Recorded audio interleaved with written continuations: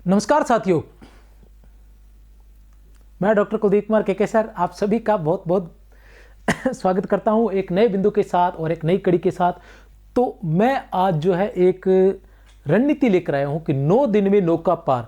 अब 9 दिन में नौका पार का मतलब ये नहीं है कि विद्यार्थी आया और अभी आगे जो ऐसी कुछ बता दूंगा जिसके अंदर 9 दिन के अंदर ही बस पार हो जाएगा, ये नहीं है। मैं यहाँ जो बताने वाला हूँ, 9 दिन की जो रणनीति बताने वाला हूँ, उसमें यह है कि जो आपने पढ़ा है उसको इन 9 दिनों में कैसे फिर से तैयार कर सकते हो, उस सारे पढ़े हुए को कैसे समेट सकते हो और अच्छे से तैयार करके समेट के मस्तिष्क में बड़े ही प्यार से रखकर एग्जाम हॉल तक लेके जा सकते हो और वहाँ कैसे अपने काम की चीज़ें वहाँ पर आप यूज कर सकते हो। तो ये सारी मैं रणनीति आपको बताने वाला हूँ, किस तरीके से प्रत्येक बिंदु पर मैं अच्छे से आपसे बात करने वाला हूँ।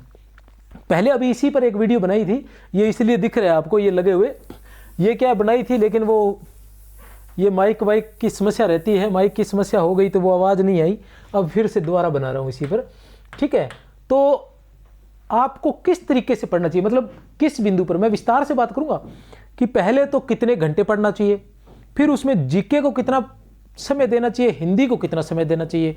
अब जीके के तो निकाल देंगे हम घंटे, उसके बाद जो बचे हुए घंटे हैं उसमें हमने हिंदी पढ़नी है। अगर हिंदी पढ़नी है तो हिंदी को जो 4 बिंदु है उनको कितने कितने घंटे समय देना है। हिंदी के जो 4 बिंदु, 2 खंड है और उसके बाद आगे उपखंड भी आ जाते हैं, तो उनको किसको कितने कितने घंटे देने हैं और किस पर कितना महत्व देना है, कि ये सारी बातें आपको याद हो सके। ये सारी बातें मैं अच्छे से बताने वाला हूँ और ज़्यादा समय लिए बिना, ज़्यादा समय भी मैं आपका लेने वाला नहीं हूँ।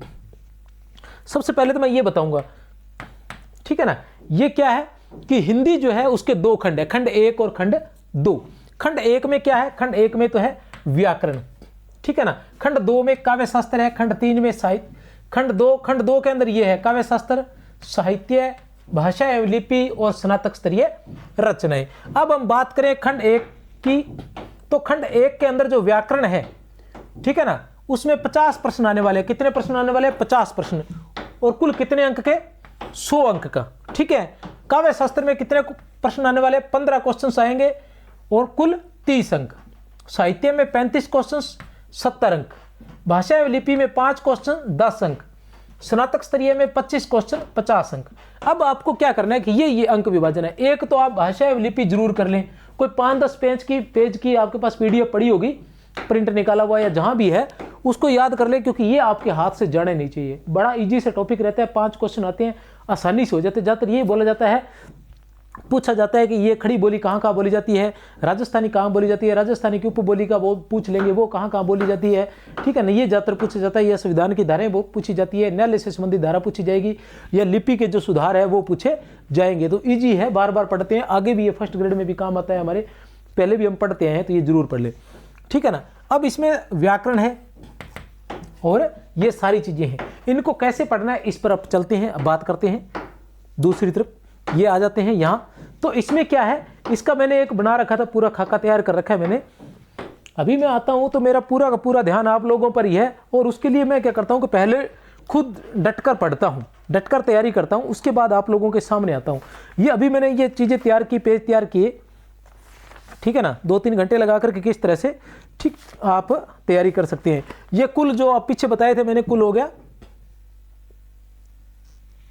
कुल ये 260 अंक हो गए। इसमें कितने? 260 अंक। हिंदी जो आता है वो 260 अंक का ही आता है। अब आपने क्या करना है, रणनीति जो रहेगी वो क्या रहेगी कि रोजाना आपने कितने घंटे पढ़ना है? 12 घंटे। कितने घंटे? 12 घंटे। उसमें से 6 घंटे आप हिंदी को दे सकते हो और 6 घंटे जो है सामान्य अध्ययन को दे सकते हो। बाकी जैसे भी मैनेज कर सकते हो, आपको मैनेज करना पड़ेगा। आप चाहे घरेलू महिला है, चाहे कामकाजी पुरुष है, ठीक है ना, लेकिन ये 12 घंटे अब तो आपको कम से कम देने पड़ेंगे, तभी आप संजो पाओगे। ज़्यादा दोगे तो वो आपका और अच्छा रहेगा आपके लिए। अब आपने क्या करना है कि अपने पास 9 दिन है, जिसमें से 20 तारीख जो है, 20 में आपने शेष संपूर्ण बिंदु पढ़ने हैं। आप सबसे पहले पाठ्यक्रम लेंगे। एक्चुअली में क्या है कि अभी आपको भी स्पीड से पढ़ना है, मैं भी जो भी क्लास लूंगा वो स्पीड से ही लूंगा। ये भी मैं आपको स्पीड से ही बताने वाला हूँ, ज़्यादा धीरे धीरे चलने वाला मैं नहीं हूँ, ठीक है ना। एक आप पाठ्यक्रम लेंगे, पाठ्यक्रम में आप देखेंगे कि कौन कौन से बिंदु आपके रह गए हैं। अगर कोई बिंदु रह गया तो उसको नोट कीजिए और उसको 20 तारीख को पढ़ दीजिए, 20 तारीख को उसको पढ़ दीजिए अच्छे से, ठीक है ना। अब उसमें फिर भी कोई बच जाता है तो फिर उसको पढ़ा रहने दो, लेकिन एक बार जाते ऐसा कहा जाता है कि जाते हुए या अब कोई बिंदु नहीं पढ़ना चाहिए, लेकिन मैं कहता हूं कि अगर कोई रह गया तो जरूर पढ़े, क्योंकि मैंने सारे क्वेश्चंस देखे हुए हैं, ठीक है ना, पुराने पेपर भी बार बार देखे हुए हैं, तो मैंने ये देखा है कि बहुत से क्वेश्चंस ऐसे होते हैं जो अगर आप बिंदु को एक बार भी पढ़ लिया आपने कभी भी, तो भी उसमें से आपका वो क्वेश्चन आप हल कर सकते हो, ऐसे कई क्वेश्चंस आ जाते हैं। तो इसलिए आप एक बार तो जितना स्पीड से हो सकता है उतना स्पीड से वो बिंदु पढ़ दीजिए जो भी बचे हुए, ठीक है।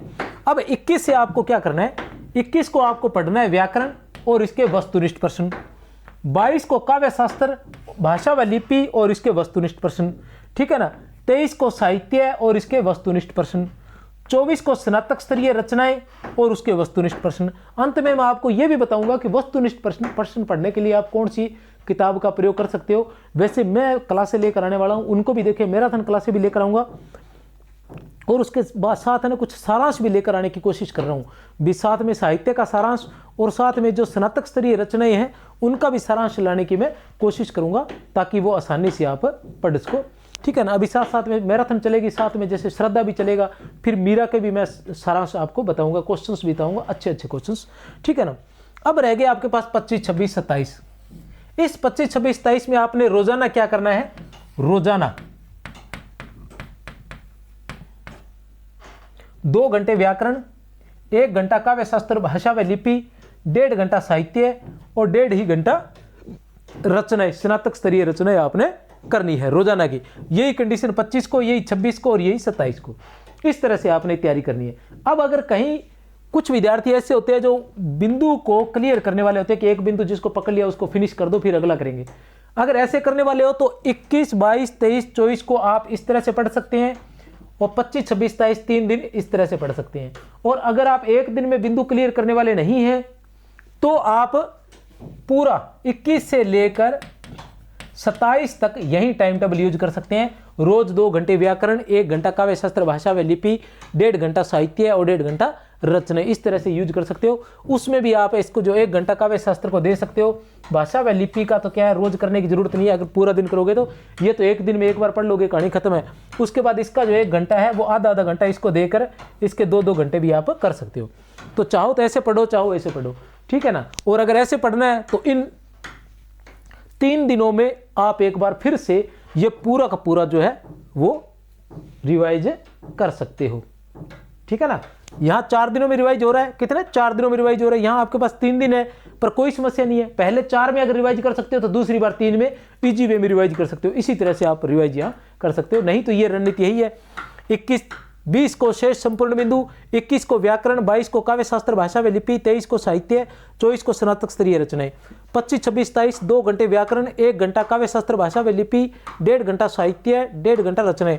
भाषा व लिपि पहले दिन हो जाएगा, उसके बाद इसको 2 घंटे दे देना चाहिए, ठीक है। इसके साथ साथ आपने क्या करना है, इन सभी दिनों में ज्यादा से ज्यादा वस्तुनिष्ठ प्रश्न आपने पढ़ने हैं, ज्यादा से ज्यादा वस्तुनिष्ठ प्रश्न भी आपने पढ़ने हैं स्पीड से। कुछ उसके अंदर तथ्यात्मक जानकारी मिले तो आपके जो शॉर्ट नोट्स है उसमें नोट कर लें, और उसके अलावा रजिस्टर जो आपका शॉर्ट नोट्स वाला है उसको भी रिवाइज करने की कोशिश करनी है बीच बीच में। और उसके अलावा आपने एक बहुत ही महत्वपूर्ण चीज़ है वो ये है कि आपने रोजाना जो है करंट जो है वो जरूर पढ़ना है। करंट जीके आपने जितना ज़्यादा हो सकता है उतना ज़्यादा पढ़ना है, क्योंकि पहले जैसी कंडीशन नहीं है। पहले करंट जो आता था साधारण आता था, आजकल थोड़ा साधारण नहीं आता है, थोड़ा कठिन आता है। तो ज़्यादा पढ़ेंगे तो हम जो है उससे संबंधित क्वेश्चन होंगे उनको हम हल कर पाएंगे। तो करंट को न भूले, एक भी दिन ऐसा नहीं जाना चाहिए जिस दिन आप करंट न पढ़े। ज़्यादा से ज़्यादा एक मासिक आती है और कुछ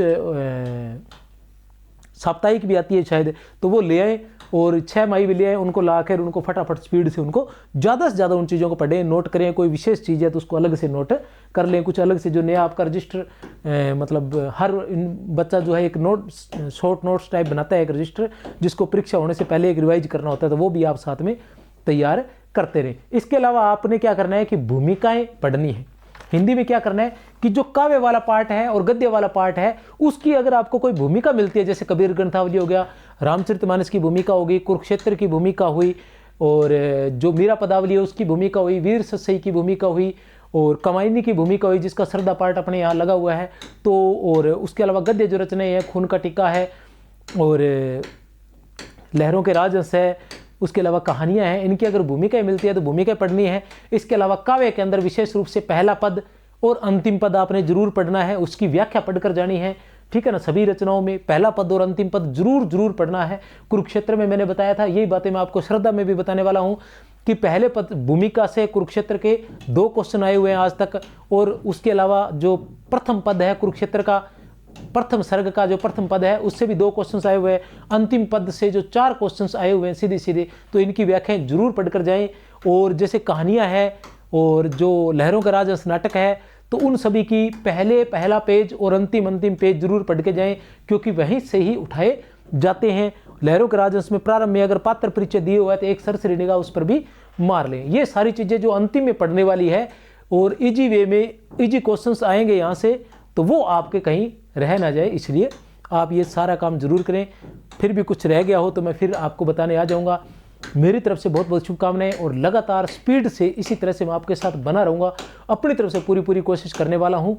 और इसके बाद जो, हाँ, अगर वस्तुनिष्ठ पढ़ना है तो एक और है, अगर आप लेकर आए हैं तो भी बता दूं, नहीं लेकर आए हैं तो अभी मत लाना, खासकर संस्कृत शिक्षा वाले तो मत लाना चाहिए, ठीक है ना। दूसरे वरिष्ठ अध्यापक वाले हैं वो भविष्य में ले आना। 8000 वस्तुनिष्ठ प्रश्न नाम से अपनी पुस्तक आई हुई है, बहुत ही शानदार पुस्तक है। 8000 तो वस्तुनिष्ठ है, उसके अलावा प्रत्येक बिंदु का सारांश है।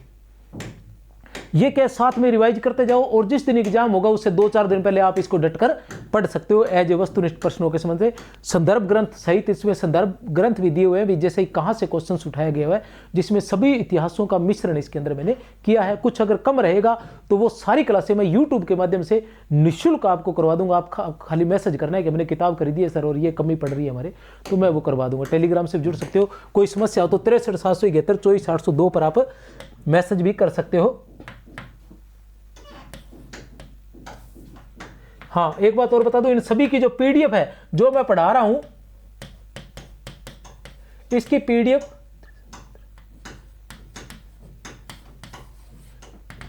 आपको अपना ऐप है, संकुल मार्गदर्शन के नाम से ऐप है, वहां पर निःशुल्क आपको उपलब्ध हो जाएगी। मेरी तरफ से बहुत बहुत शुभकामनाएं। जय हिंद, जय भारत।